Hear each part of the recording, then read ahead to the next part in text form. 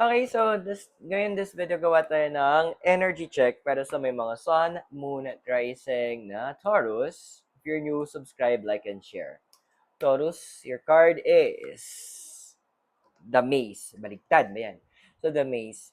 You know what, sometimes, yun yung minsan nagiging problem mo din. Masyadong headstrong na binabangga mo yung mga problem. Keep in mind na ang Maze kasi, although magiging madaya ka sa part na yun, is hindi mo siya i-resolve as based dun sa rules niya. And andun kasi na pwede kang pwede mo yung ginawa dito para matalo nila yung maze is they went through it. Hindi mo kailangan na andun yung point na you can create the reality na para sa'yo. You can make sure na ikaw na yung masusunod. Sometimes kasi yun yung kailangan. Use your stubbornness to make the maze work for you. Hope nakatulong yung reading. Those are for guidance purposes. Use your free will wisely. Subscribe, like, and share para magkita tayo sa next videos.